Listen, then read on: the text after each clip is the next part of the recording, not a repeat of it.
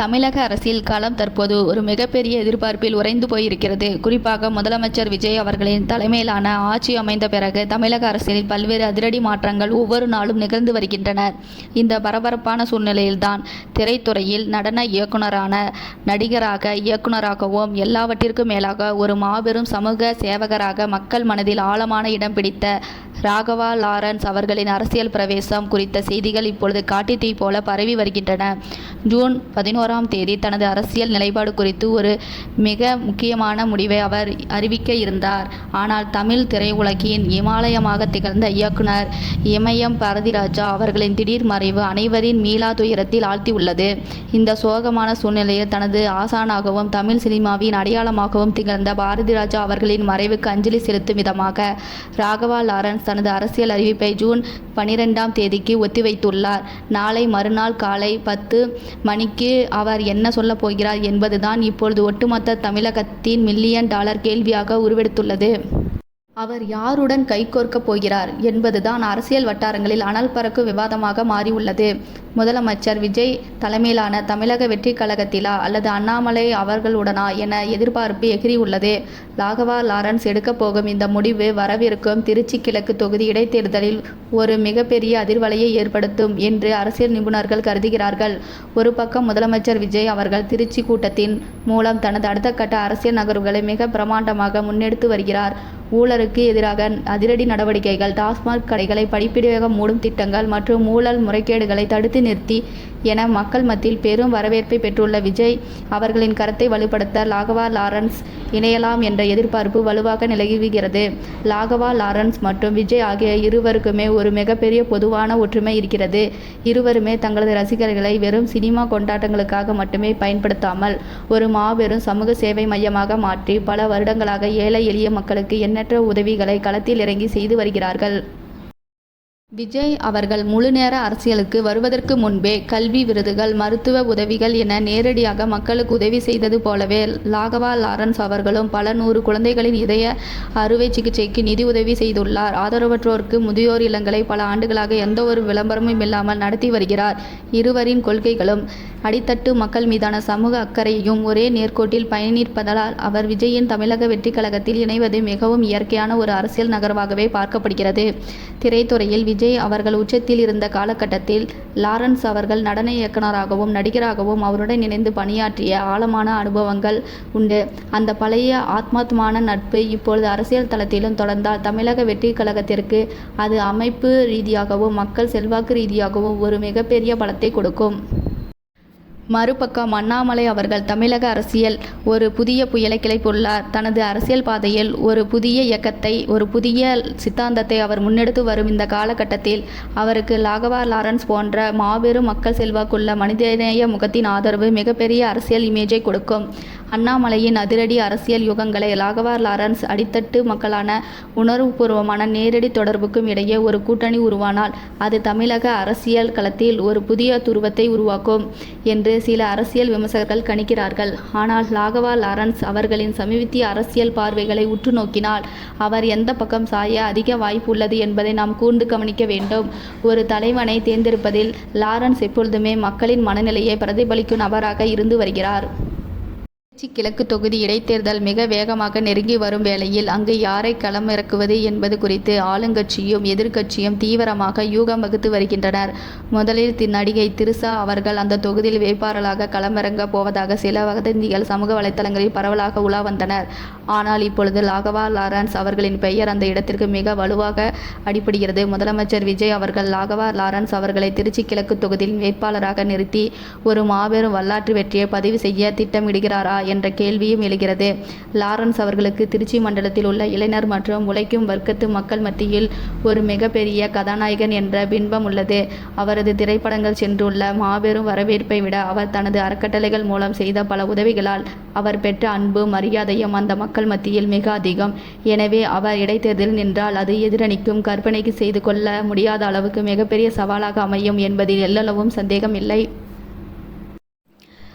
Raghava Lawrence அவர்களின் அரசியல் பார்வை எப்படிப்பட்டது என்பதை நாம் கொஞ்சம் பின்னோக்கி பார்க்க வேண்டும். அவர் ஆரம்ப காலம் முதலே எந்த ஒரு நேரடி அரசியல் சாயமும் இல்லாமல் நேரடியாக மக்களுக்கு உதவிகள் செய்வதை தனது வாழ்வின் முதன்மை கடமையாக கருதி வந்தார்.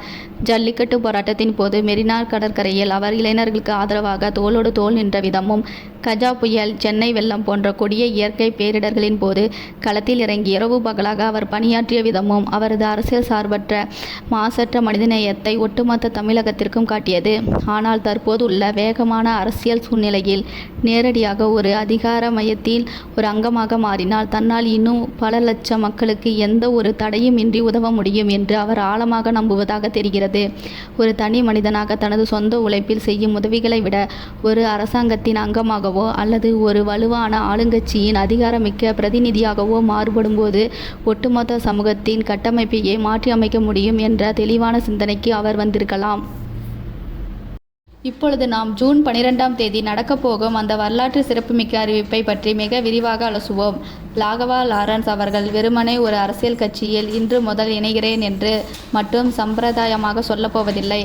அவரது அறிவிப்பு மிக தெளிவாக எந்த அரசியல் சித்தாந்தத்தை நோக்கி அவர் தனது வாழ்நாளில் அடுத்த கட்டத்தை பயணிக்கப் போகிறார் என்பதை ஆணித்தரமாக உணர்த்தும். அவர் முதலமைச்சர் விஜய் அவர்களுடன் கைகோர்க்கப் போகிறார் என்றால் அதற்கான காரணங்கள் வெறும் நட்பு ரீதியான மட்டுமல்ல, அது தமிழகத்தின் எதிர்கால நலன் சார்ந்த ஒரு ஆழமான முடிவாக இருக்கும். ஊழலற்ற நிர்வாகம், மதிவில்லா தமிழகம் என்ற இலக்கை நோக்கி பயணிக்கும் விஜய் அவர்களின் அரசாங்கத்திற்கு உறுதுணையாக இருக்க லாரன்ஸ் முடிவெடுத்திருக்கலாம். இதற்கிடையில் இயக்குனர் இமயம் பாரதிராஜா அவர்களின் ஈடு செய்ய முடியாத இழப்பு தமிழ் திரையுலகை மட்டுமல்ல, தமிழக அரசியல் களத்தையும் ஒரு கணம் துயரத்தை ஸ்தம்பிக்க வைத்துள்ளது. பாரதிராஜா அவர்கள் தமிழ் சினிமாவின் முகத்தை முற்றிலுமாக மாற்றியவர் மட்டுமல்ல, தமிழ் மண்ணின் வாசனையை, கிராமத்து மக்களின் நிஜமான வாழ்க்கையை, அவர்களின் அன்றாட வழிகளை, ஆழமான உணர்வுகளை வெள்ளித்திரையில் தத்துரூபமாக கொண்டு வந்த ஒரு மாபெரும் கலைஞர். அவரது மறைவு லாகவா லாரன்ஸ் போன்ற உணர்வு பூர்வமான கலைஞர்களை கடுமையாக பாதித்து உள்ளது. இதனால்தான் தனது அரசியல் பிரவேசம் போன்ற ஒரு மிக முக்கியமான தன்னுடைய வாழ்வின் திருப்புமுனையான அறிவிப்பை இந்த துக்கமான நேரத்தில் வெளியிட வேண்டாம் என்று மனப்பூர்வமாக முடிவு செய்து ஜூன் 12ஆம் தேதிக்கு தள்ளி வைத்துள்ளார் லாரன்ஸ். இது அவரது அரசியல் முதிர்ச்சியையும் திரையுலக முன்னோடிகள் மீது அவர் வைத்திருக்கும் அளவற்ற மரியாதையும் நமக்கு தெளிவாக காட்டுகிறது. அதேபோல் அண்ணாமலை அவர்களின் புதிய அரசியல் யுகத்தை நாம் குறைத்து மதிப்பிட முடியாது. அவர் முன்னோக்கும் மாற்று அரசியல் ஒரு குறிப்பிட்ட தரப்பு இளைஞர் மற்றும் வாக்காளர் மத்தியில் ஒரு தாக்கத்தை ஏற்படுத்தியிருக்கிறது. தேசிய அளவிலான அரசியல் இருந்து விடுபட்டு மாநில உரிமைகள் மற்றும் பிராந்திய அரசியலை மையப்படுத்தி அவர் காய் நகர்த்தும் போது அவருக்கு பலம் சேர்க்க ஒரு பல முக்கிய பிரமுகர் அவர் அணியை நோக்கி வரலாம். ஆனால் லாகவா லாரன்ஸ் போன்ற ஒரு மிகப்பெரிய ஆளுமை அண்ணாமலையுடன் இணைவது என்பது அரசியல் ரீதியாக பல கேள்விகளை எழுப்பக்கூடிய ஒரு நகர்வாகும். லாரன்ஸ் அவர்களின் கொள்கை எப்போதுமே மதசார்பற்ற அனைவரையும் உள்ளடக்கிய ஒரு சமூக நீதியை நோக்கி இருந்து வந்திருக்கிறது. இந்த கொள்கைகள் தற்போதைய முதலமைச்சர் விஜய் அவர்களின் தமிழக வெற்றி கழகத்தின் சித்தாந்தங்களோடு 100% ஒத்துப்போகிறது. எனவே லாஜிக் ரீதியாக பார்த்தாலும் உணர்வு பூர்வமாக பார்த்தாலும் லாரன்ஸ் அவர்களின் அரசியல் திசை முதலமைச்சர் விஜயை நோக்கியே இருக்கும் என்பது பெரும்பாலும் அரசியல் பார்வையாளர்களின் கணிப்பாக இருக்கிறது. வரவிருக்கும் ஜூன் 12ஆம் தேதி காலை 10 மணிக்கு சென்னையில் நடக்கும் அந்த செய்தியாளர் சந்திப்பு வெறும் ஒரு நடிகரின் அரசியல் பிரவேசமாக மட்டும் சுருங்கிவிடாது. அது தமிழக அரசியலின் அடுத்த 10 ஆண்டுகளுக்கான ஒரு புதிய அத்தியாயத்தின் தொடக்கமாக கூட இருக்கலாம். லாகவா லாரன்ஸ் அவர்கள் தனது ஆதரவாளர்கள், ரசிகர் மன்ற நிர்வாகிகள் மற்றும் தான் உதவி செய்து வரும் பல தொண்டு நிறுவனங்களின் பிரதிநிதிகளுடன் ஆலோசனை நடத்தி ஒரு தீர்க்கமான முடிவை எடுத்துள்ளார் என்றே தகவல்கள் வெளியாகின்றன. திருச்சி கிழக்கு தொகுதியில் அவர் நேரடியாக களமிறங்கினால் அந்த தேர்தல் களம் எப்படி இருக்கும் என்பதை சற்று கற்பனை செய்து பாருங்கள். ஒரு பக்கம் ஆளுங்கட்சியின் அசுர பலம், முதலமைச்சரின் நேரடி ஆதரவு, மறுபக்கம் லாரன்ஸின் தனிப்பட்ட மக்கள் செல்வாக்கு. இவை இரண்டும் இணையும் போது எதிர்க்கட்சிகளுக்கு டெபாசிட் கூட கிடைப்பது கடினம் என்ற ஒரு நிலை உருவாகும்.